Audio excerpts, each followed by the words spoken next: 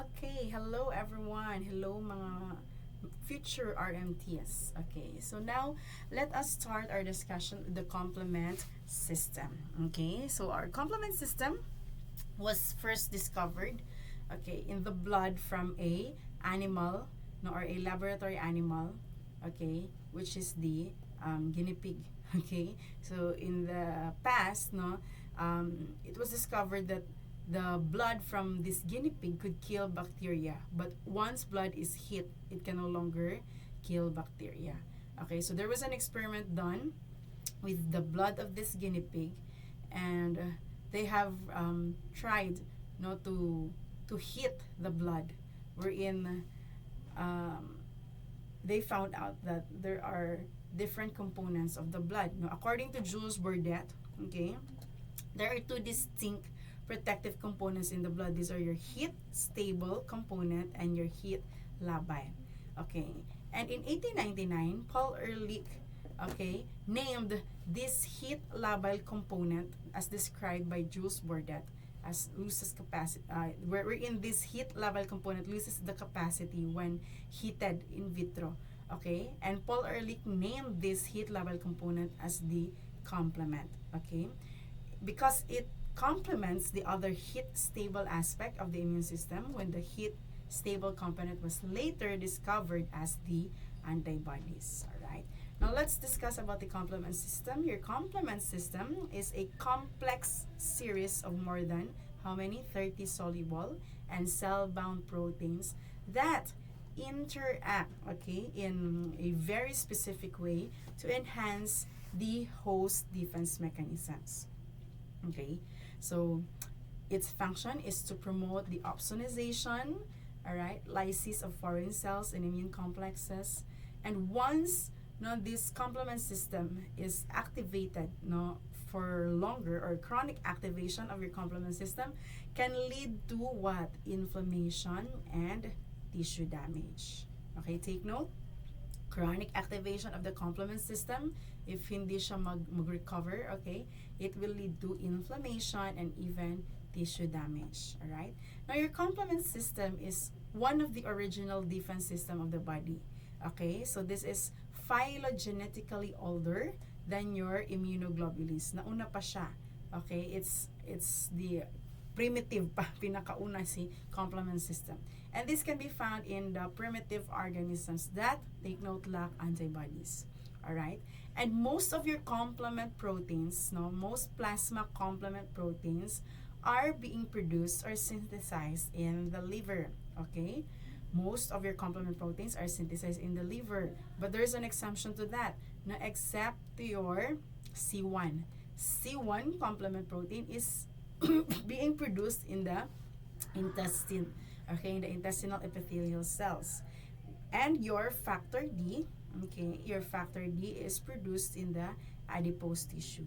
D for adipose tissue. Okay, huwag kakalimutan. Alright?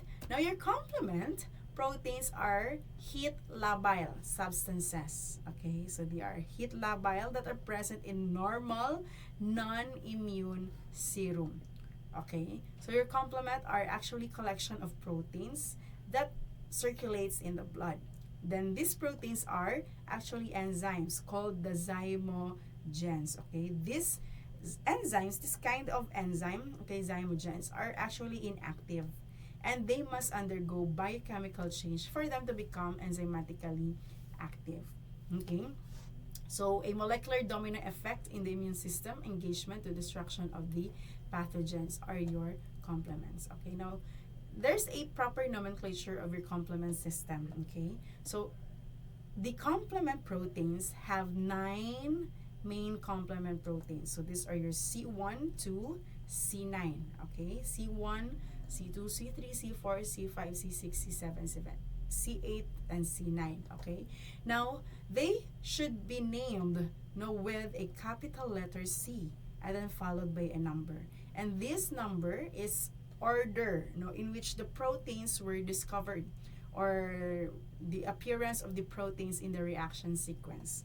Okay, now once these proteins are being cleaved, okay, once they are being cleaved or broken down, now they are there's a production no, of fragments, okay, which are given as A and B. Okay, all of the complement proteins have A and B, in which A stands for the smaller fragment, and it functions as for as an anaphylatoxin.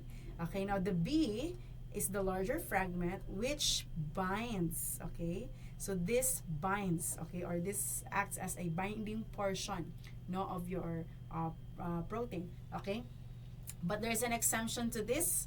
Okay, C2 protein. All right, the C2 protein is opposite, no, to this rule. Okay, so again, major proteins of your complement, A is the smaller fragment, B is the larger fragment, and A acts as the anaphylatoxin and B acts as the binding portion. But for C2, the A is the bigger fragment. Okay, kabaliktaran siya. And A acts as the binding protein. Okay, while the B fragment of your C2 is the smaller portion or the smaller fragment, and this acts as the anaphylatoxin. Okay, kindly take note. Okay, so si A lang po, alright, si C2 lang po ang may exemption sa rule ng ating nomenclature ng complement proteins. Okay, now the fragments, okay, these fragments, once they bind together, they form complex, okay, to form enzymes. Okay, such as, for example, the C3 convertase. For example, in your classical pathway, the C3 convertase, okay, is a combination or the fragment complex of the C4b fragment and the C2a fragment. Okay, and your C5 convertase is a combination or the complex, no, of your C4b, all right, the C2a and the C3b. Okay. All right. So now, here are your complement proteins. Okay, so take note, there are 3 pathways of your complement. Okay, 3 pathway of your complement. So these are your classical pathway, the alternative pathway, and the mannose binding lectin pathway, or the MBL.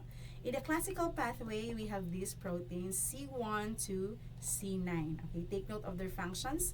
Now, the C1q is the one that binds to the Fc region of the antibody. And these antibodies, there are only 2 antibodies that are involved in your classical pathway. And these are your IgM and your IgG. Okay? So, saan daw siya magbabind? Okay, remember, no, we have this Fab portion of your antibody, and this is the Fc portion of the antibody. So, in the Fc portion, okay, in this Fc portion, the C1 binds, C1q to be exact, okay, C1q binds to the Fc portion of your antibodies, which are your IgM and IgG. Now, once the C1q binds to the Fc region of the antibody, the C1r activates the C1s. Once the C1s is activated, it cleaves now the C4 and C2 proteins. Now, C4 is, once being cleaved, it forms the fragments C4a and C4b, okay, and C2 at the same time, no, forms C2a and C2b. Okay, now remember, diba, major rule ng nomenclature and major rule ng ating complement proteins, once they are being cleaved, it forms a fragment A and B, and the B acts as the binding protein, correct. C4a acts as the, the A fragment acts as the anaphylatoxin now, except for C2. Okay, C2a acts as the binding protein and C2b acts as the anaphylatoxin. Okay, now the C4b binds, okay, let me write it here. C4b binds to the C2a, since both of these proteins or fragments are binding proteins. Okay, now C4b 2a is now the C3 convertase. Okay, this is now the enzyme. All right, C3 convertase. Okay, now this C3 convertase then cleaves, okay, the C3. Okay, which is the key intermediate in all pathways, in the pathway, alternative pathway, MBL pathway, and even in classical pathway. Now, once this is cleaved, it forms a product C3A and C3B. Okay? Now, sino nga dito yung binding protein nila? It's your C3B, correct. C3B. Alright? Now, C3B binds to this complex C4B and C2A, okay? Forming C4B2A 3B, yeah. Okay. C4B2A 3B is now a C5 convertase, okay? So this is now an enzyme, no, that converts or that cleaves your C5, okay? In which your C5 acts as an initiator for your membrane attack complex or the MAC. Alright, okay. Now, once the C5 is being cleaved, okay, C5A, C3B, it will then bind, alright, to the, it will become a C5 convertase, C5A, C5-3B. Okay, now, once this is being cleaved, okay, it will now produce, no, or it will now initiate the membrane attack complex, and then the C6, C7, C8, and C9 will be cleaved, and then it will bind to the C5B, I'm sorry, this should be C5, C5B, okay, this should be, the C6 binds to the C5B, and so on and so forth, the 6, 7, 8, and 9, in which it will start, no, forming a pore to the membrane of our pathogens. It can be virus, it can be bacteria, parasite, okay, the microorganisms, all right? Now, the C9, once it binds to this complex, fragment complex, okay, it now starts to polymerize to cause the cell lysis, okay?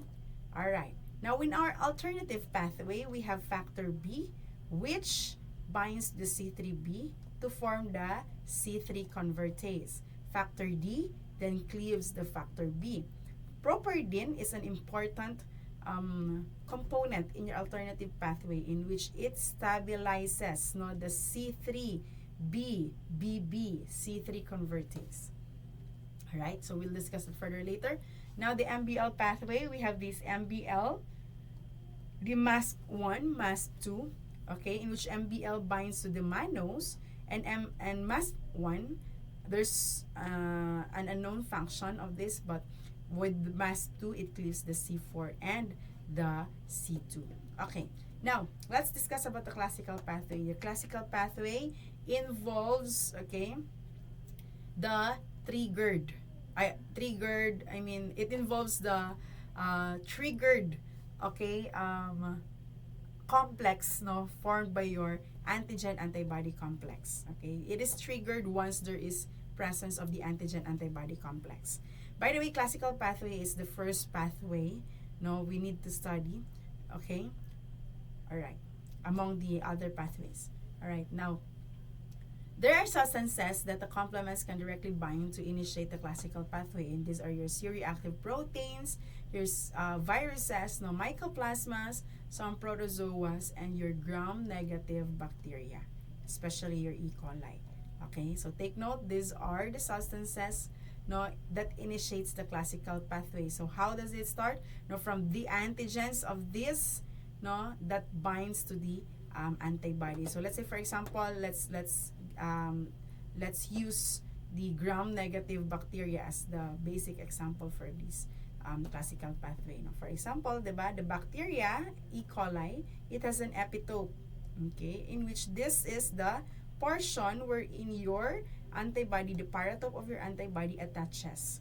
Okay, so once there is now an antigen-antibody complex, the classical pathway is being triggered.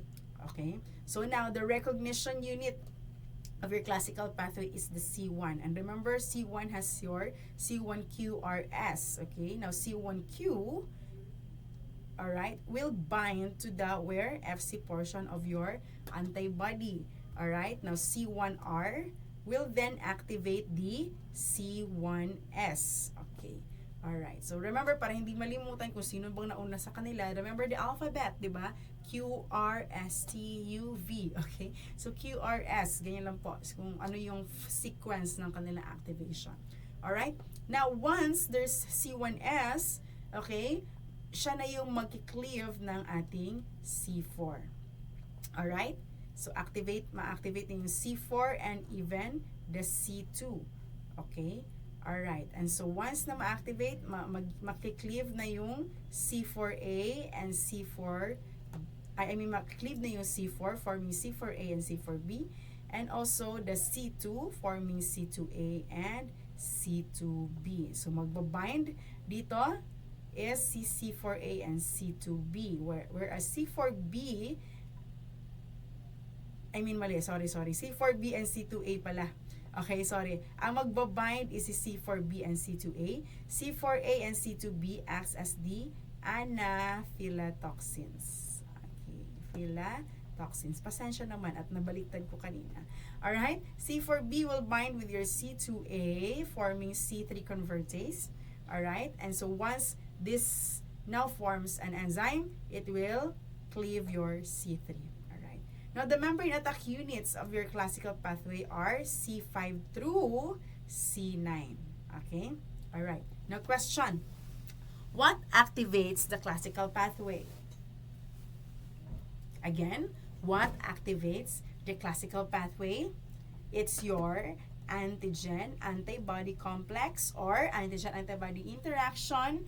Alright? So, this triggers your classical pathway. So again, there must be an interaction between an antigen and the C1 binding complementing antibody for it to be activated, no, ang ating classical pathway. Another question, what are the two antibodies that a C1 binds? Okay, again, what are the two antibodies that your C1 binds? Ano daw yung mga antibodies na yon? These are your correct, IgM and your IgG. Very good. Okay. Now, your classical pathways, okay, these are the immunoglobulins that can activate the classical pathway. As what I've said kanina, diba, your IgM and your IgG. However, remember, your IgG has 4 subclasses, okay? These are your IgG 1, 2, and 3, and even the IgG 4. Now, IgG 4 cannot activate the classical pathway. Okay? Alright? So, your IgG 4, IgA, E, and D, or D, aged. Okay? Aged 4. Okay? Aged 4. Okay? This cannot activate the classical pathway. Alright? So, in short, your IgM and IgGs 1, 2, and 3 can only activate the classical pathway. Okay. Alright. Now, let's review again the classical pathway. Ito na yung diagram. Diba? Baka nalito kayo kanina sa aking pagsusulat sa screen. Alright. Now, the recognition unit of your classical pathway are your C1QRS. Okay. So, once yung C1q nakabind siya, naka-attach siya doon sa Fc portion ng ating antibody, this is your C1q. Now, it starts to activate now the C1r and then activated din yung C1s. Okay? In which it will cleave the C4 and the C2, forming fragments C4a, C4b, and C2a and C2b. Now, C4a will act as the anaphylatoxin, C2b also as anaphylatoxin or the kainin-like activity. Okay? Now, the fragments C4b and C2a will now form a complex C4b, C2a, okay, in which this is now a C3 convertase. Now, this C3 convertase will then cleave, no, your C3, forming C3a fragment, which acts as the anaphylatoxin, and your C3b will bind to this fragment complex. Okay, now it forms C4b2a3b, which is now a C5 convertase. Now, this C5 convertase will cleave your C5, forming C5a, as an anaphylatoxin, and your C5b will then bind, okay, to the C6, C7, C8. Okay, C5b will then bind to the C6, C7, C8 up to C9, in which this now starts the membrane attack complex. Once it has already initiated the membrane attack complex, it will lyse the cell, all right, in which if there's lysis, okay, it will lead now to cell death. Okay, there's a rupture, okay, of the cells. Okay, all right. Now, question in your classical pathway: what is required for the classical pathway to be activated? Binalik ko lang yung tanong ko kanina. Okay, again, what is required for classical pathway to be activated? Alright, okay, tama. It's your antigen and antibody complex or interaction. Huwag kalimutan, okay? Paulit-ulit, okay? Antigen, antibody complex na interaction. Okay, ayan. Now, let's proceed with the alternative pathway. Now, the alternative pathway was originally named for the protein properdin. Okay? Protein properdin. Again, your alternative pathway was originally named for the protein properdin. Okay? Now, your alternative pathway is an amplification loop. Okay? It is actually an amplification loop for activation started from the classical pathways. Okay? So, this is a slow activation by spontaneous hydrolysis of the C3, which is your C3 is abundant in the plasma. Now, the product of the C3 hydrolysis, which is by water, okay, binds to the factor B. Okay, so this is your factor B. All right. Now, once there's a hydrolysis of the C3 by water, it then binds to the factor B and enables it to be cleaved by the factor D. Okay? Now, in the presence of factor D, the fragment, okay, of C3B, BB, okay? The factor B is being cleaved by the factor D. Okay? Alright. Which now, once the factor B is being cleaved, okay, it now forms the C3 convertase. Okay, it now forms the C3 convertase, C3b, the fragment of C3. Okay, and the binding portion of the factor B, which is the B. Factor B and B. Alright, this is now the C3 convertase. Now remember, properdin. Okay, the presence of properdin. Alright, properdin stabilizes your C3 convertase. This is now the C3 convertase of our alternative pathway. However, it should be stabilized by your protein properdin. So in the presence of properdin, now the convertase, C3 convertase of your alternative pathway forms C3b, BB, and P.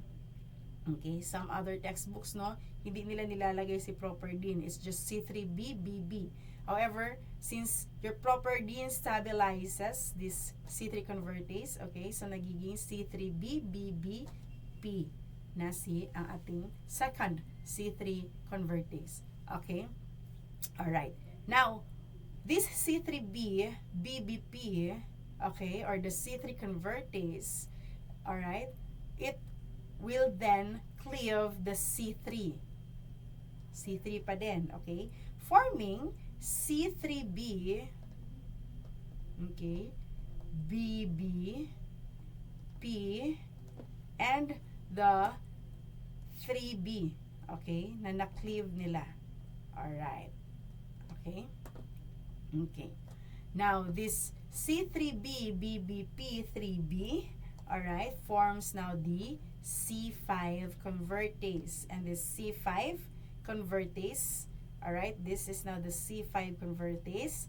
This will now cleave your C5, okay, complement, in which C5a acts as the anaphylatoxin And C5b will start now the membrane attack complex. Okay? Alright. Okay. Now, take note that the proteins that react solely in the alternative pathways are called the factors, and these are your factors B and D. Okay? Now, again, once the C3 is being hydrolyzed by water, okay, now your C3b will bind to factor B. Okay? C3b will bind to your factor B, forming C3b B, B. Okay? Alright. I'm sorry, wala pa pala itong B, small b. Factor B pa pala ito. C3b, BB. Now, this factor D then cleaves your factor B, forming these fragments. Okay? Forming these fragments BB. Alright? Okay, now with the presence of properdin, it stabilizes your C3 convertase, forming C3b, BBP. Okay, now your C3 convertase will then cleave the C3. Okay, it will cleave the C3, and then it will form now the C3b, BBP, 3b, which is the C5 convertase, and your C5 convertase will then initiate the cleavage of the C5, in which it will initiate the membrane attack complex. Okay, now almost similar to the classical pathway is the mannose binding lectin pathway. However, they differ in the activation. Okay, again, almost similar to the classical pathway is your mannose binding lectin pathway, but they differ in the activation or initiation. Your MBL is being initiated by the microorganisms, the same with your classical pathway, but those microorganisms that has mannose, okay, or similar sugars. Okay, all right. Now, these proteins of the MB lectin or the mannose binding lectin pathway are designated by abbreviations of the names of the proteins. So the MBL, okay, these are found in the serum and are homologous to the C1q, in which the C1q attaches to the mannose, okay, of the microorganism. Now, the MASP or the mannose mannose binding lectin associated serine protease 1 is homologous to your C1R. Okay, mannose binding lectin associated serine proteases are the MASP2 homologous to C1S. Okay, now your MBL is the pathway that provides an additional link between the innate and acquired immune responses, because it involves what? Non-specific recognition of carbohydrates. Okay, it can be mannose or other carbohydrates present. Okay, hindi lang siya limited to mannose. Alright?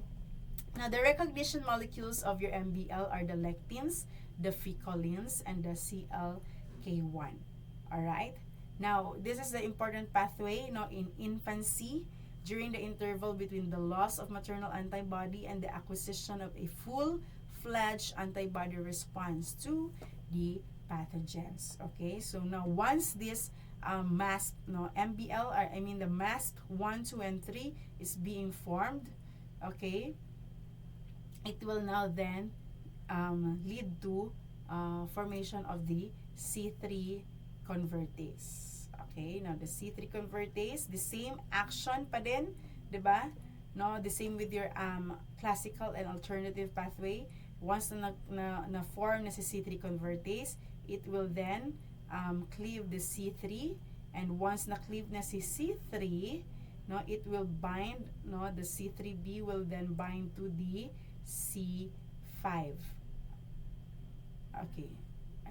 C3b the C3b will bind to the complex, the fragment complex of the C3 convertase. Okay, now C3b, for example, C4b2a, okay, C4b2a and 3b, okay, it will now form, it is now it is now a C5 C5 convertase. Okay, now the C5 convertase will then cleave the C5, all right, and so on and so forth. It will now form the membrane attack complex.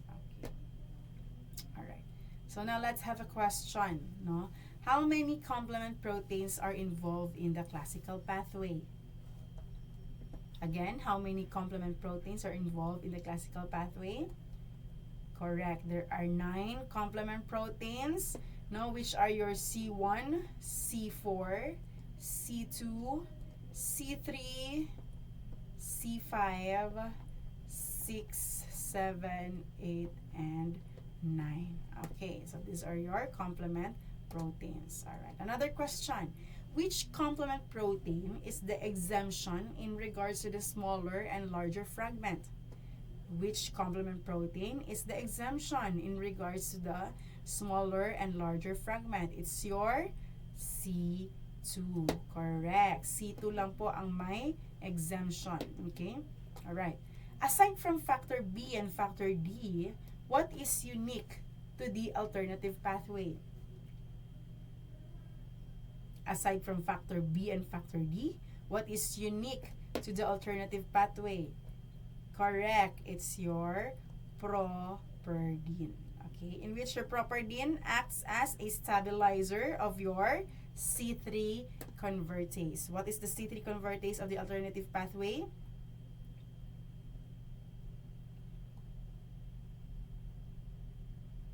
It's the C3b B. Okay, now once properdin stabilizes, okay, so it now forms this C3 convertase. Alright. Okay. Now, the anaphylotoxins of the complement protein fragments, okay, these are your C5A. Remember, mga A, okay? A, ayan, mga A. C5A, C3A, C4A. Your C5A acts as a receptor for C5A. I mean, this is now a C5A receptor. Okay, so this acts as, or this causes your neutrophils to release hydrolytic enzymes, no, yung kanilang oxygen radicals and their prostaglandins, in which these aid in the destruction of foreign antigens. Okay, also your C5A is a chemotaxin for neutrophils, your basophils, eosinophils, your mast cells, monocytes, and your dendritic cells to attack, okay, your pathogens. Alright? Now your C3A, okay, these are, this acts as an effective, okay, but selectively effective in eosinophil, okay, localization to allergic sites. Okay, so remember, allergic, eosinophil is allergic, no, eosinophil mga E, eosinophil, IgE, and remember 3, kapag ibaliktad mo siya, di ba, it may, para na siyang synonymous or kapareho na siya ng E. Okay, kapag ibaliktarin mo ang 3, no, it acts as, or it's similar siya with your E. Okay, E for eosinophil or IgE, in which is for the allergic sites. Okay, now your C4A increases the stress fiber formation and enhance endothelial permeability. Okay, so these are the functions of your anaphylotoxins. Now, these anaphylotoxins has common functions in which they attach to the specific receptors. No? Saan? Sa neutrophils, lahat ng mga ating mga phagocytic cells, even to the smooth muscles and vascular endothelium. Okay? Alright. Now, there are regulatory proteins, no, in your complement proteins. These are your C1 inhibitor, which acts as a dissociator, or it dissociates to the C1 complex by binding to C1R and C1S. Okay, so para ma-regulate, no, yung ating complement action, okay, we need these regulatory proteins. Okay, one of this is your C1 inhibitor, okay, which are found in the fluid phase. Okay, alright, now C1 inhibitor, it dissociates the C1 complex, no, wherein it binds to the C1R and C1S. Now, factor H is a cofactor, all right, for C3b inactivation. Okay? Factor H is a cofactor of the factor 1. Okay, wherein your factor 1 inhibits the C1 complex formation, okay, and it inhibits also the cleavage of the C3 by the factor B, the fragment factor B. Okay? Alright. Okay. Now, factor 1, siya yung major na nag-i-inhibit ng C1 complex and ng C3b, okay, cleavage. Now, the cofactor of your factor 1 is the factor H. Alright? Now, C4 binding protein, this is also a cofactor for your C4b inactivation by your factor 1. Okay? So, cofactor ng factor 1, no, for your alternative pathway is C factor H. For your classical pathway is C4 binding protein. So, these are your cofactors. Alright? Now, S protein, or also known as the vitronectin, this inhibits the insertion of your membrane attack complex into the cell membranes. Okay? Now, the clusterin also inhibits the insertion on the membrane attack complex. Okay? Alright. Now, when the regulatory proteins, no, are cell-associated, take note, the regulation of the complement activation must occur on the host cell surfaces. Okay? Why? To limit inadvertent injury to those cells. Remember, di ba? Kapag chronic ang activation ng ating complement proteins, no, it will lead to tissue damage and inflammation. So that's why there should be regulation. Okay? So many of these regulatory proteins also acts as a complement receptors. So such as your complement receptor type 1, no, it dissociates your C3 or C5 convertases. Your complement receptor type 1 dissociates your C3 and C5 convertases. No, it is also a cofactor for C3b. I mean, it dissociates also the cofactors for your C3b and C4b inactivation by your factor 1. Okay? Now, decay accelerating factor, which is the CD55, okay, it dissociates the C3 or C5 convertases. Membrane cofactor protein, CD46, okay, this is now a cofactor for your C3b inactivation by the factor 1. Okay, protectin, CD59, okay, this acts as an inhibitor for the formation of the MAC as well as your homologous restriction factor. Okay, so if the exam asks you, alright, which of the following are inhibitors of the membrane attack complex formation? A, CD55, B, CD46, C, CD59. Okay, the answer is CD59. Okay, and also the HRF or the homologous restriction factor. Okay, now if there is a deficiency of the complement, okay, we have this, there's a lot of diseases associated, not if there's a deficiency of the complement, okay? But we have to remember, no, the most, or the most important, no, among them is the C3 deficiency, in which it is the most serious deficiency. Bakit daw? Kasi remember, di ba, nagsisimula ang pag-initiate ng membrane attack complex sa pag-form ng or pag-cleave ng ating C3. Without C3, it cannot form a C3 convertase that can cleave the C5, in which that C5 will initiate the membrane attack complex. Okay? So if wala yun, of course, no, the pathogens can evade, no, simultaneously, or it's much powerful in evading, no, the immune system. Okay, so your C3 is the key mediator, no, in all pathways. Okay, remember that. So if there's a deficiency, then it's the most serious, no, so parang end na ng, or kaya yun na yung notorious na evasion ng ating pathogens. Okay, now in C2 deficiency, it is the most common. Siya naman yung most common na deficiency ng complement. Okay? So, your C2 decreases the factor B. Okay? And recurrence of the Streptococcus and Staphylococcus infection. That's your C2. Okay? C2 deficiency. Also, lupus-like syndrome din. Okay? C2. The same with your C1. Alright? Now, the deficiency of the membrane binding lectin, okay, it causes pneumonia, sepsis, meningococcal diseases in infants. Okay. Now, if the membrane at a complex C5 to C8 na proteins, okay, the protein initiator C5 to C8, okay, it can, take note, cause Neisseria infections. Okay, Neisseria infections.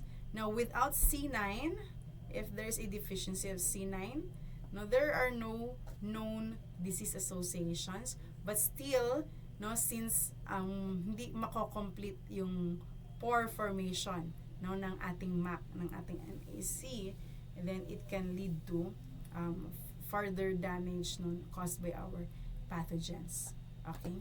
Alright. So, kindly take note, no, of these infections are diseases associated with the deficiencies of your component proteins. Okay?